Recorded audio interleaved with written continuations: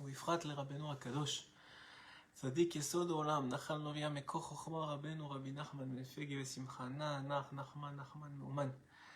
זכותו יגן עלינו ועל כל ישראל, אמן. בעזרת השם בסייעתא דשמיא. Shavua Tov à tous, on va essayer de partager ce soir, Motzei Shabbat, quelques paroles du Or HaChaim HaKadosh et de Rabbi Nathan sur les deux premiers versets de la paracha. La paracha Vayera, la paracha qu'on vient de passer, Bezrat Hashem, pour apprendre un peu plus sur HaKadosh Baruch Hu. Vous savez qu'il y a deux façons d'étudier la Torah. Une des façons, c'est d'étudier pour l'intelligence de la Torah. C'est une chokhma, c'est une intelligence. Et elle peut apporter à beaucoup de la satisfaction intellectuelle. C'est la première façon d'étudier. C'est celle que rebuque, je ne sais pas si c'est déjà en français, celle que réprimande en tout cas Rabbeinu. Rabbi Nachman, il dit que la Torah c'est pas fait pour ça.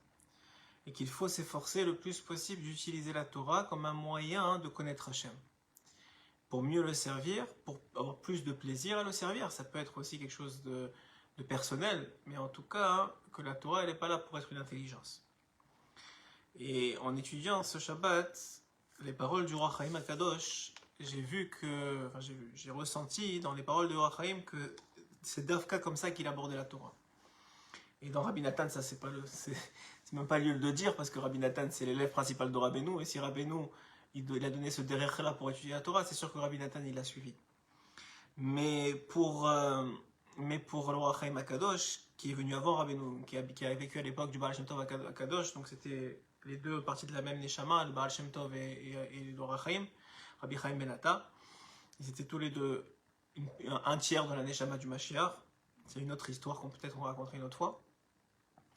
Mais l'idée, elle est que on voit dans les paroles du Or HaChaim que lui aussi, sa façon d'aborder la Torah, c'est pas comme une intelligence stam, mais c'est comme un moyen de connaître mieux Hachem et de pouvoir le servir mieux. Donc le Or HaChaim pose une question sur le premier verset de la paracha, et on verra Blineder Bezrat Hashem si on a le temps dans le deuxième verset comment il est abordé un peu de la même façon par Rabbi Nathan. La paracha elle commence Vaidaber Elokim El Moshe, Elokim il parle à Moshe, Vayomer Elav Ani Hashem, et il lui dit Ani Hashem, il lui dit je suis Hashem, je suis Yudke Vavke.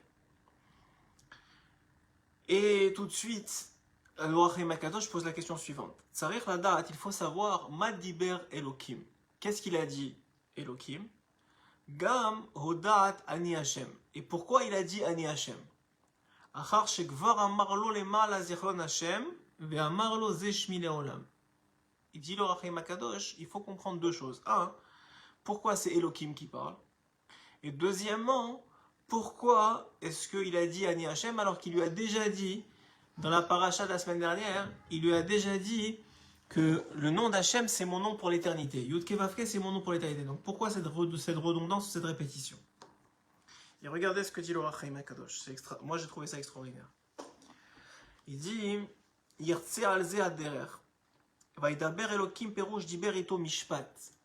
Le fait que c'est le Elokim qui parle, on sait que dans la Torah, Elokim, c'est le din. Enfin, c'est pas dans la Torah, dans le monde.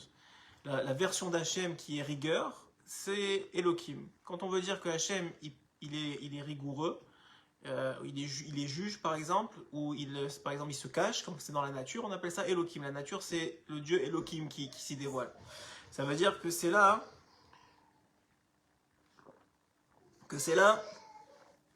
une idée que Elokim est présent.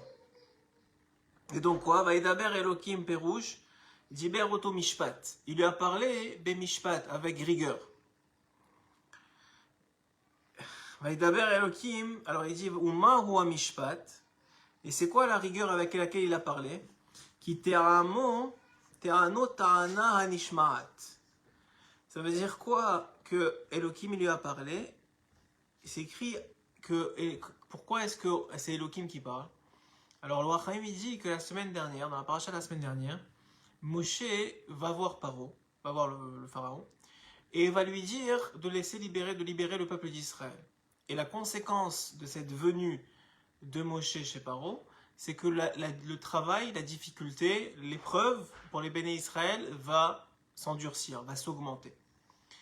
Et la surprise est très forte chez Moshe, parce que Moshe, il pensait qu'en arrivant chez Paro, comme lui avait dit Hachem, ce serait peut-être pas la libération immédiate, parce qu'il lui a prévenu que je vais endurcir le cœur de Paro. Mais au moins qu'il y ait une sorte d'adoucissement de la rigueur, d'adoucissement de la difficulté, d'adoucissement de l'épreuve. Et c'est le contraire qui arrive. Donc à ce moment-là, Moshe va voir Hachem et va lui dire, mais pourquoi tu m'as envoyé? Pourquoi pourquoi tu fais du mal à ce peuple?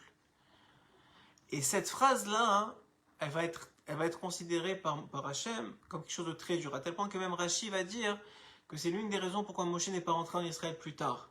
Parce qu'il a dit cette phrase-là, parce qu'il a remis en question la façon dont Hachem gère son monde.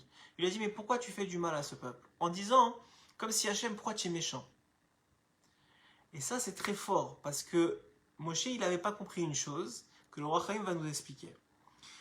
Et il va lui dire que quand Elohim y parle, c'est pour dire à Moshe, comment tu as osé penser que je suis quelqu'un de mauvais, ou je suis un Dieu mauvais, ou je suis un Dieu méchant. Il va dire, Hachem, regardez ce qu'il va lui dire. Ou Mahu Amishpat, c'est quoi ce qu'il va dire Elohim? Alors il dit, Va'amar Ani Hachem. C'est ce qu'il va lui dire, il va lui dire, je suis Yud Kevavke. Pérouche, ce qui veut dire, comment tu peux dire qu'il y a en Hachem du mauvais? Comment tu peux dire que Hachem il veut faire du mal? Vetomar Ela Lama Erota, et tu m'as dit, Moshe, comment tu peux faire du mal à ce peuple? Va'alo Ani Hachem, est-ce que moi je ne suis pas Yud Kevav, que je ne suis pas Hachem? Ou Midati Midata Chesed, et moi mon essence c'est de faire le bien. Vachamim Vetov Ani Lakol, et moi je suis bon pour tout et pour tout le monde. Ça c'est la réponse un peu dure de Hachem vis-à-vis de Moshe. Il est en train de lui dire, Hachem est en train de dire à Moshe, comment tu peux croire que je suis un Dieu méchant? Comment tu ne sais pas que moi je suis le Tov Lakol, je suis bon pour tout le monde? Alors on comprend pas. On comprend pas parce que effectivement, qu'est-ce qui s'est passé suite à la venue de Moshe chez Paro? Ben, on a vu. Il s'est passé que, oui, effectivement, la difficulté de l'épreuve et de l'exil et de l'esclavage a augmenté. Donc oui, on aurait pu penser, écoute, la question de Moshe, elle est légitime. Et voilà ce que va dire, va expliquer le Roi Chaim. En vérité, le Roi Chaim va nous expliquer quelque chose d'extraordinaire. Il va dire que quand on voit du bien dans le monde, ça vient directement d'Hachem. Et quand on voit du mal dans le monde, c'est indirect. C'est pas Hachem directement qui est la source du mal. Alors on va me dire, c'est quoi qui est la source du mal? Alors le Roi Chaim va répondre à cette question. Il va dire la chose suivante. De la même façon que le prophète Yirmiya, il a dit que tout le mauvais ne vient pas d'Hachem et qu'il n'y a que le bien qui vient d'Hachem. Et lorsqu'il a dit le bien, il a dit le bien au singulier. Et Araïm, il a dit le Raïm au pluriel. Il a dit le mal au pluriel. Ça veut dire tous les mâles du monde ne viennent pas d'Hachem. Oui? Alors qu'est-ce qui se passe? Al bechinat prat tov echad sheuliyot adam tzadik. Mais il y a une chose, il y a un seul bien qui pourquoi le bien n'est pas au pluriel? Le Roi Chaim répond quelque chose d'extraordinaire. Il dit le Roi Chaim parce qu'il y a un bien qui fait exception au reste du bien. En vérité, tout le bien vient d'Hachem et tout le mal ne vient pas d'Hachem. Mais il y a un bien qui ne vient pas d'Hachem. C'est quoi ce bien qui ne vient pas d'Hachem? C'est le bien qu'un homme se fait à lui-même, qui est le fait d'être tzaddik, de choisir le bien, finalement, de faire le bien. Ce libre arbitre qui lui permet d'être tzaddik. Ça ne vient pas directement d'Hachem, puisque ça passe par l'intermédiaire du libre arbitre de l'homme. Par contre, nous dit le Roi Chaim, tous les mâles ne viennent pas d'Hachem. On vous dit, mais alors d'où ça vient? Il n'y a pas quelque chose qui existe sans Hachem. Alors comment tu peux dire que le mal ne vient pas d'Hachem? Alors il va dire, regardez, il va expliquer, d'abord il va prouver, il va dire à chaque fois qu'on voit dans la Torah que Hachem il mentionne le mal, il ne dit pas que c'est lui, ça vient de lui, il dit du mauvais vient le mal, de celui qui fait le mal vient le mal, de celui qui fait des fautes vient le mal.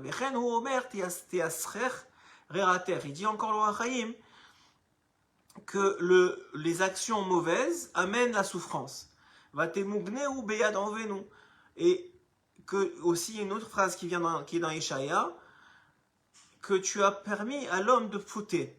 Viashlechem beyad pisham. Et que dans ceux qui fautent, et leur récompense malheureusement qui est la souffrance.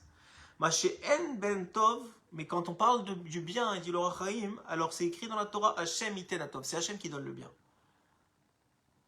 Tov Hashem lakol, c'est écrit dans la Torah. Hashem il est bon pour tout. Ça veut dire quand il s'agit du bien, la Torah elle ne met pas d'intermédiaire entre Hashem et le bien. C'est Hashem qui donne directement le bien. Sauf un seul bien, c'est le bien qu'un homme il se fait à lui-même. C'est-à-dire le fait de choisir le bien, de faire le bien ou d'être sadique. Mais quand il s'agit du mal, alors la Torah ne dit jamais Hashem il fait le mal. La Torah, elle vient nous dire que les Rechaïm, ceux qui font des fautes, ils s'amènent sur eux du mal. Alors qu'est-ce que ça change? Qu'est-ce que ça nous apprend à nous, dans la Haga d'Akadosh Baruch Hu, dans le comportement d'Hachem et dans notre capacité à nous à le servir mieux? Alors il dit le Rachaïm, on merata louiye chez Avrat Sarah al Israël. Il dit maintenant, lorsque une Sarah, une épidémie ou quoi que ce soit arrive sur un Israël, une tragédie arrive sur un Israël, Mi odea, qui sait dit Rachaim, imayu chayavim ken va'avonam garam. Est-ce qu'ils s'étaient obligés que ça arrive? Qui sait dit Rachaim que c'était obligé que ça arrive? Peut-être que, il va donner trois options. Peut-être que c'est les fautes passées du peuple d'Israël qui ont amené ça, cette situation-là. Comme conséquence des fautes, il y a eu l'obligation d'avoir un tsara, d'avoir une tragédie ou une situation difficile, qui a l'air difficile, tout est bien, on le sait, on n'a pas besoin de le répéter à chaque jour, mais dans ce qu'on vit ou dans ce qu'on voit, c'est une souffrance, ça fait mal. Pourquoi ça fait mal?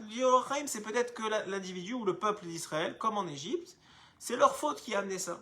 Ils étaient en 49e port d'impureté, et leur faute a amené qu'il devait avoir un nettoyage, et ce nettoyage y passait par l'esclavage. Deuxième option, la tzad akodem le tashlum gzerat ha'inui. Peut-être que c'est pas vraiment parce qu'ils ont fauté, mais parce qu'il y a un chov, il y a une balance à payer. Que quoi? Que depuis déjà Abraham Avinu, Hachem il a dit tes enfants maintenant ils doivent descendre en Égypte, parce que depuis la faute d'Adam Arishon, et même toi qui as dit Bamaeda, comme il dit le Rabbeinu dans l'écouté Moran, alors tout ça a fait en sorte que il y a un chov, il y a une balance à payer, il y a une facture à payer, et il y a un certain temps à passer en Égypte. Troisième option, dit le Rachaim, peut-être que c'est ni les fautes passées du peuple d'Israël, ni le fait qu'il y a un chov depuis l'Adam Arishon, il y a une facture à payer depuis Adam Arishon, mais que simplement, ils n'ont pas assez eu d'émouna. Que le peuple d'Israël, au moment de l'Égypte, et en vérité on parle pour nous aujourd'hui parce qu'on est encore dans une certaine Égypte, le peuple d'Israël n'a pas eu si de foi dans la délivrance. Et le manque de foi dans la délivrance a représenté une faute, et cette faute-là a amené l'endurcissement de l'esclavage, ou la tragédie quelconque. Pourquoi? Et il va prouver que c'est très possible que ce soit la troisième option. En vérité, c'est les trois en mélangé.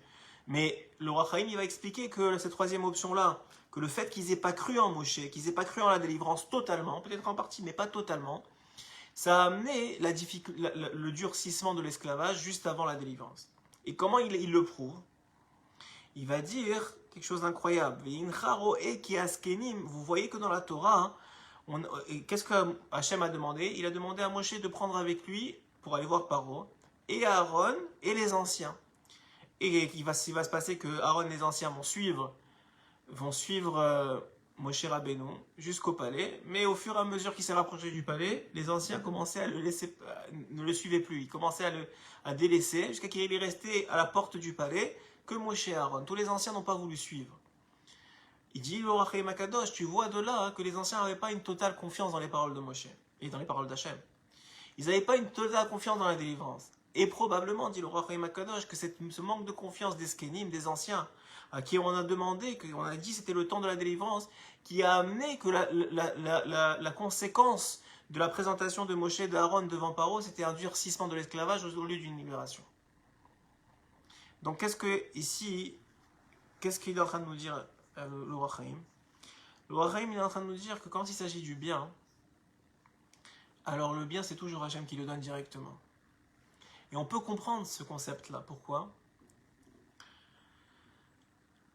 On peut comprendre ce concept-là Parce que même le bien qu'on voit dans ce monde, c'est pas le résultat ni la récompense du bien qu'on fait nous en tant qu'hommes.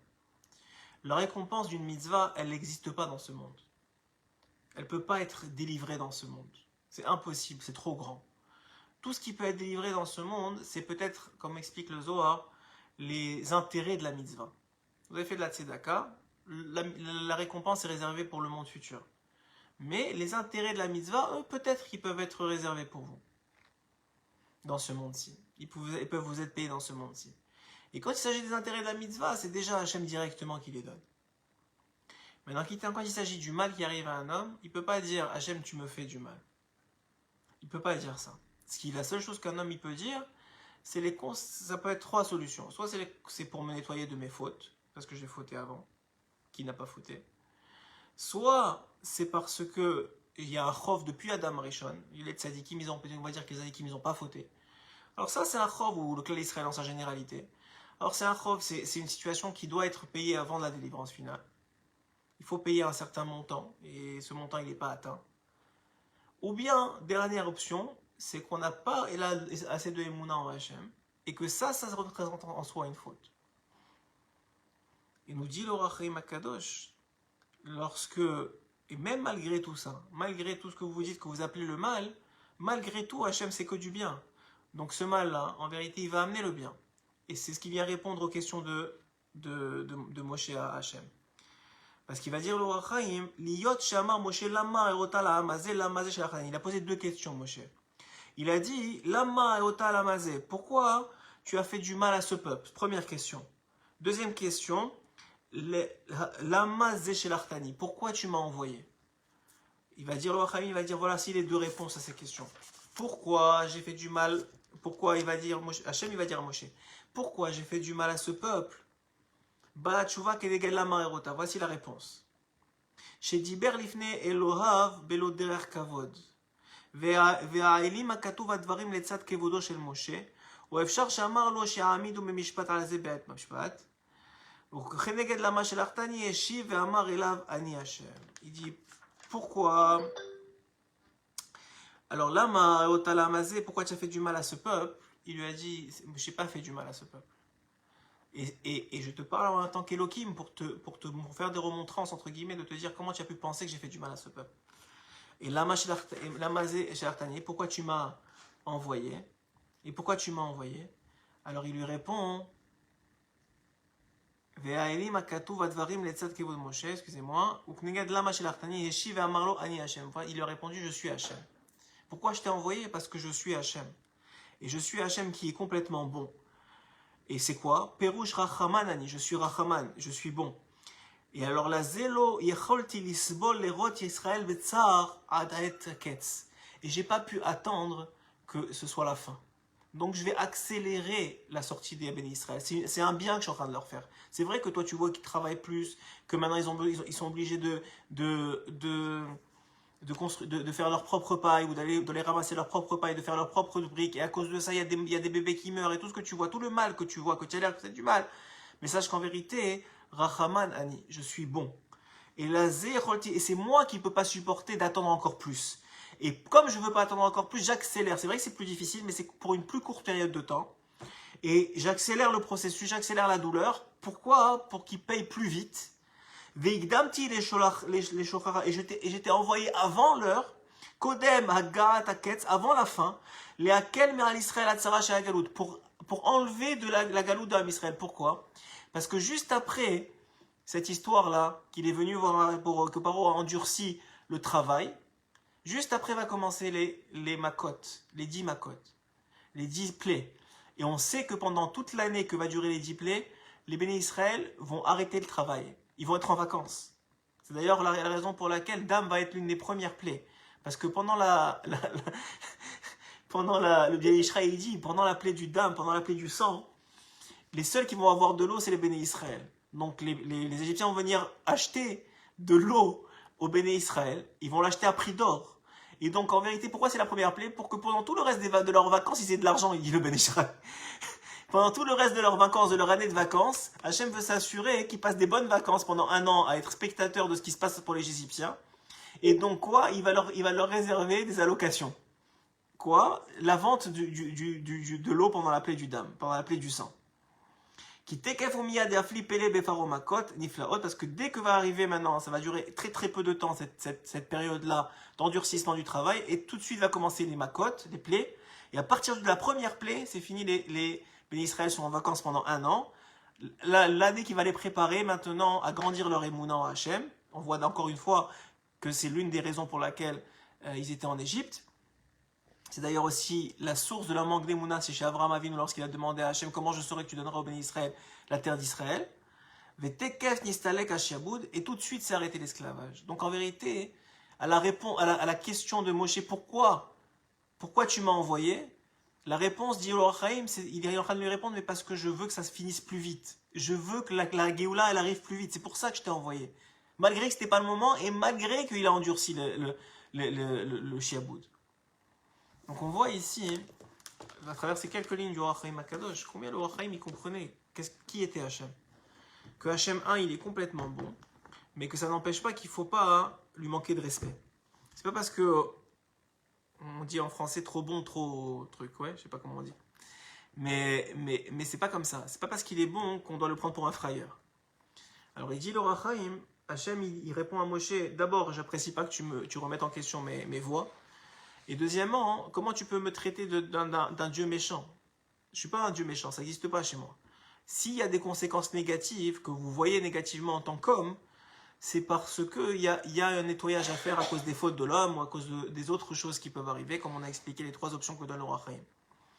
Mais malgré tout, malgré ces conséquences-là, j'utilise ces conséquences pour le bien, pour accélérer la Géoula. Et on va voir la même idée sur la deuxième partie de la... le deuxième verset, mais cette fois-ci à travers les yeux de Rabbi Nathan. Il dit Rabbi Nathan, que le deuxième verset est d'abord dans la paracha, c'est comme ça. Vaera el Avraham, donc donc continue la discussion entre Hachem et Moshe. Et Hachem va dire à Moshe, Vaera el Avraham, je suis apparu déjà à Avraham, El Yitzhak à Yitzhak, Ve'el Yaakov et à Yaakov, Be'el Shaddai, mon nom à eux, celui que j'ai présenté, c'est le nom Kel et Shaddai, qui sont 2 noms autres d'Hachem que ce qu'on vient de dire, Elohim et Yud Kei Vav Kei, qu'on a dit dans le premier verset. Ou Shmi est mon nom, Yud Kei Vav Kei. Lo nodati lahem, je ne leur ai pas dit. Ce nom-là, je ne leur ai pas présenté, je ne me suis pas présenté comme ça devant eux. Pourquoi c'est important, demande Rabbi Nathan, même s'il ne pose pas directement la question, on le voit à travers sa réponse que c'est ça la question de Rabbi Nathan.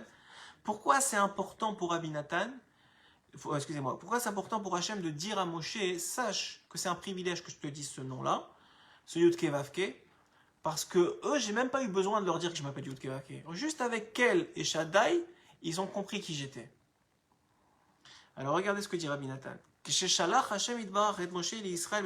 Lorsque Hachem a envoyé Moshe en Mitzrayim, pour donc sauver Am Israël, les korvam la avodata midbar. Pourquoi il a envoyé Moshe? Pour rapprocher les bénis Israël, nous, de Hachem, de son service divin.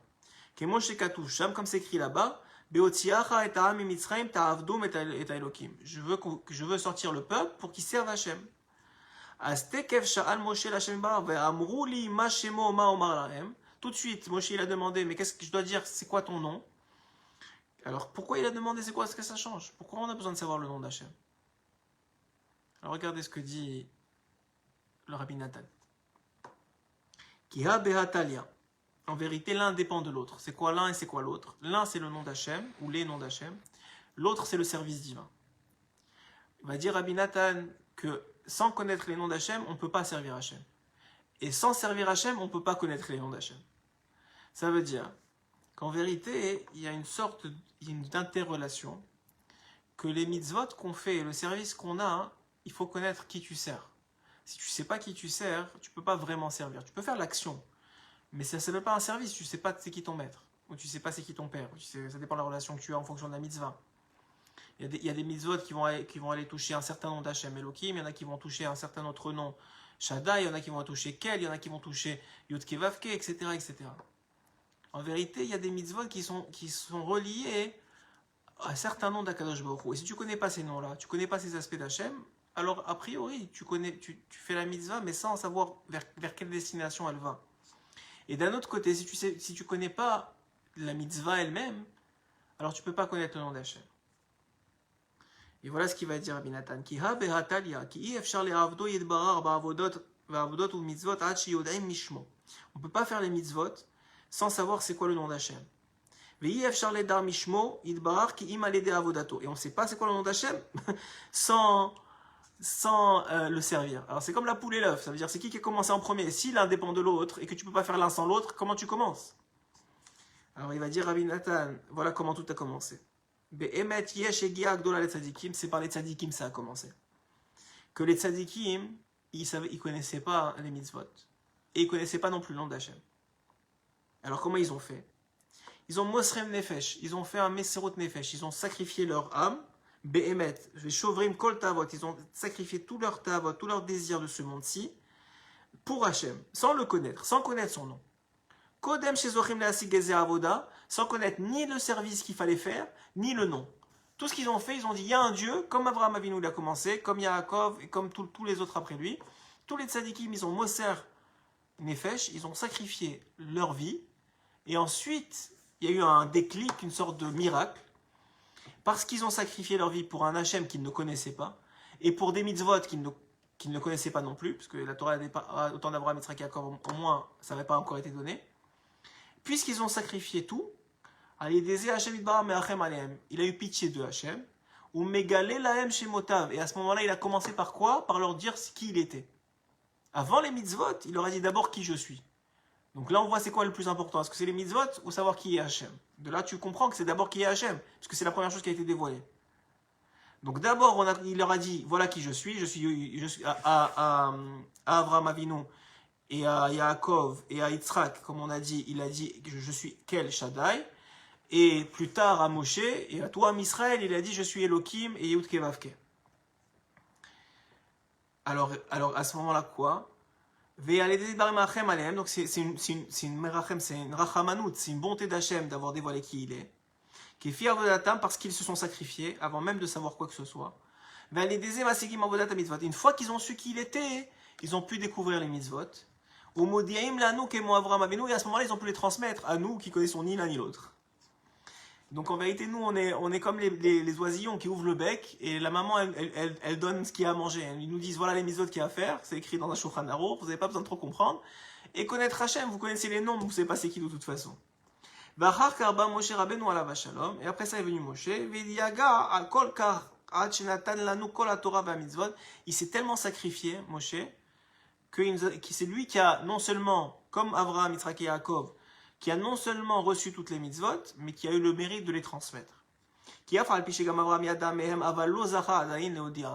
Parce que même si Avraham connaissait toutes les mitzvot, il n'a pas été zoché, il n'a pas mérité de les transmettre. C'est seulement Moshe qui a mérité cela. Et c'est pour ça que Moshe, en vérité, c'est le plus grand des prophètes. Il était capable de connaître tous les aspects d'Hachem, ou pratiquement tous les aspects. En tout cas, c'est lui qui a connu le plus d'aspects de tous les prophètes. Et là, c'est très beau ce qu'il va dire Rabbi Nathan. Il va nous expliquer pourquoi est-ce que les anges, eux, n'ont pas à faire des mitzvot et n'ont pas à connaître les noms d'Hachem. Pourquoi ils n'ont pas besoin de savoir que dans tel service ou dans telle mission qu'ils ont, ils servent Yud Kevavke, et dans telle mission ils servent Elohim, et dans la nature, lorsqu'ils regardent la nature et qu'ils voient Hachem dedans, ils sont en train de découvrir Elohim, et lorsqu'ils mettent les téphilines, ils sont en train de découvrir Yud Kevavke, et lorsqu'ils font du chesed, lorsqu'ils ne volent pas par exemple, lorsqu'ils font des notas, alors ils font Shaddai, bon, etc. selon la Kabbalah, selon ceux qui connaissent un peu les différents noms d'Hachem. Pourquoi ils n'ont pas besoin de savoir ça? Pourquoi est-ce que quand Raphaël il est envoyé pour une mission pour guérir, il n'a pas besoin de savoir quel Dieu il sert? Enfin, quel Dieu? Il y a un seul Dieu. Mais quelle partie de Dieu ou quel nom de Dieu il sert? Et là, c'est seulement Rabbi Nathan qui peut découvrir quelque chose pareil. Il nous dit Rabbi Nathan, parce que Hachem, il ne va pas délivrer, il va pas découvrir, il ne va pas faire découvrir ou il ne va pas divulguer, voilà, c'est ça le terme que je cherche. Il ne va pas divulguer son nom si ce n'est pas nécessaire pour éloigner le mal, pour énoyer le shaker. Et comme le seul endroit dans tous les mondes où il y a du mensonge et où il y a du mal, c'est ce monde-ci, c'est le seul monde où il a besoin de dévoiler son nom. pour, euh, pour les anges, ça ne sert à rien de leur dire si tu sers Yud Kevavke ou tu sers Elohim ou tu sers Shaddai. Pourquoi? Parce qu'il y a un seul Dieu, c'est évident pour eux. Mais dans ce monde-ci où Hachem il est caché, où il y a tellement de sheker et tellement de mal, et tellement de façons de cacher Hachem, Hachem il a besoin de dire voilà qui je suis, et voilà comment tu peux découvrir qui je suis, et comment tu peux combattre le mensonge. Et nous dit Rabbi Nathan, c'est la raison pour laquelle, lorsque quelqu'un veut jurer avec le nom d'Hachem, il est interdit de jurer pour la vérité. C'est-à-dire que si tout le monde sait, pas pour la vérité elle-même, mais si tout le monde sait que c'est vrai, alors c'est interdit de jurer. Si tout le monde sait, je sais pas, voilà, c'est un arbre, et tu dis, quelqu'un va dire, je te jure, c'est un arbre. Il n'a pas le droit de faire ça. Au nom d'Hachem, avec le nom d'Hachem, il n'a pas le droit de faire ça. C'est interdit par la loi. Par contre, si maintenant il a volé quelqu'un d'autre, ou quelqu'un le soupçonne d'avoir volé quelqu'un d'autre, alors il a le droit, et même si au Bedin, on va lui demander de jurer sur un Sefer Torah que c'est pas vrai, qu'il n'a pas volé, ou qu'il ne doit pas cet argent-là. Comment on peut utiliser le nom d'Hachem? Ou dans Sota, lorsqu'il y a un doute, est-ce que oui ou non elle a trompé son mari, alors Hachem va effacer son nom. Mais comment c'est possible? Alors il dit, Rabbi Nathan, quelque chose d'incroyable, extraordinaire, un vrai chidouche. Il dit que Hachem, il est prêt à effacer ou qu'on utilise son nom lorsqu'il s'agit de démontrer la vérité dans du mensonge. De sortir la vérité du mensonge, ça Hachem il dit ok c'est bon. C'est pour ça que j'ai dévoilé mes noms. De vous sortir d'esclavage pour que vous me serviez, ça oui c'est bon, je vais vous dévoiler qui je suis. Que vous sortiez, que vous fassiez des mitzvot dans un monde de sheker, ça oui vous avez besoin de savoir qui je suis. Mais quand la vérité elle est absolue, comme c'est dans le monde des anges, alors il n'est pas question qu'on utilise mon nom pour rien. Parce que ça s'appelle vraiment en vain. Parce que la seule raison pour laquelle vous pouvez utiliser mon nom, c'est pour me découvrir à moi. Mais si je suis déjà découvert, alors il n'y a pas de raison que vous utilisiez mon nom. Donc Rabbi Nathan, il dit quelque chose d'incroyable.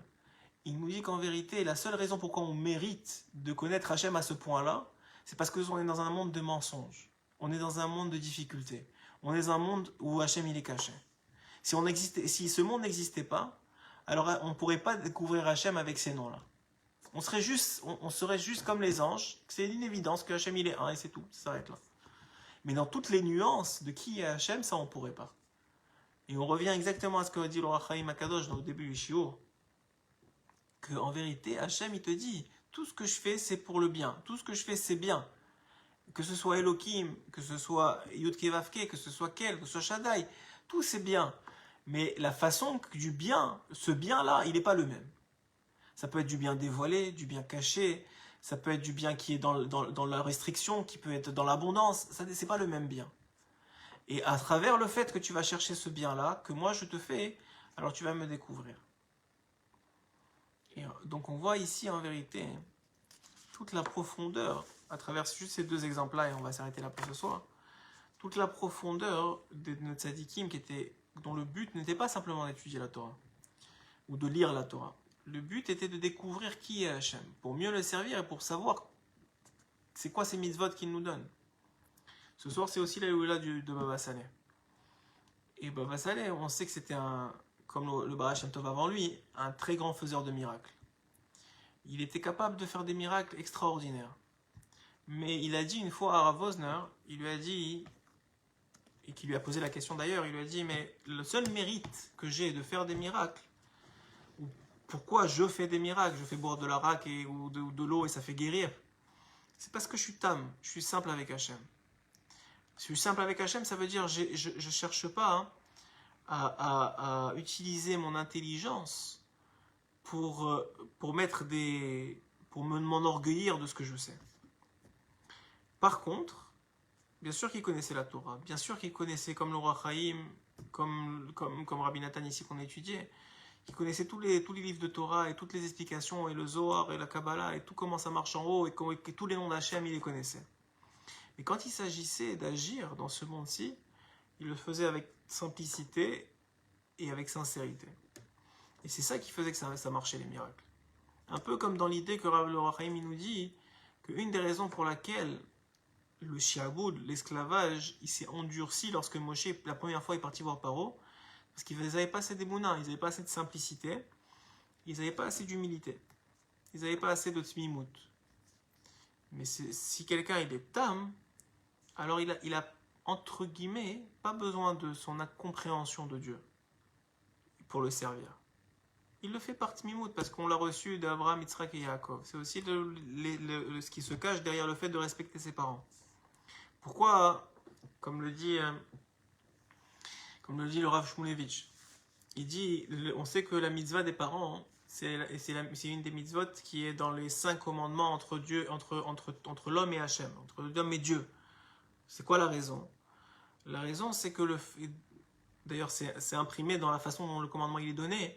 La raison, elle est que quand quelqu'un ne respecte pas ses parents, alors il semblerait qu'il ne puisse pas respecter complètement Hachem. Alors, il faut comprendre, ça ne veut pas dire, ça dépend à quel âge et ça dépend dans quelles circonstances. Ce qu'il explique le Rav Shmulevitch, c'est que quand il est petit, quand il ne respecte pas, alors plus grand, ça va être difficile pour lui de respecter Hachem. Pourquoi? Parce que quelqu'un qui ne respecte pas ses parents quand il est petit, c'est qu'il n'a pas de la émouna en eux. Il n'a pas foi en leurs paroles. Parce que pourquoi? Parce qu'il veut comprendre. Il ne comprend pas ce qu'il lui demande. Va dormir. Il lui dit, mais attends, moi je peux me réveiller demain sans problème. Pourquoi je vais aller dormir maintenant? Donc il n'a pas de émouna que ce qu'il lui dit son père ou sa mère, c'est quelque chose de juste et c'est quelque chose de bien malgré qu'il ne comprend pas. Et donc, quand arrivera plus tard le service de Dieu et qu'il ne comprendra pas, ça va être très difficile pour lui de servir Hachem sans comprendre. Qui est la base de tout service divin, nous dira Beno. Avant toute chose, il faut servir sans comprendre. Et une fois qu'on sert sans comprendre, alors il arrive que Hachem fait un miracle parce qu'il est Rahman, comme il a fait pour les patriarches et pour tous les tzadikim. Il dévoile son nom. Ah, là on sait qui on sert. On n'a pas encore compris qu'est-ce qu'on fait, mais on sait qui on sert. Et la deuxième Rahmanout, c'est que maintenant on est capable de lier la mitzvah, c'est-à-dire le service, avec qui on sert pour mieux comprendre ce qu'on fait. Mais ça vient seulement après qu'on ait fait seulement pour Hachem. Voilà. Chazak ou Baruch, Shavua Tov à tous.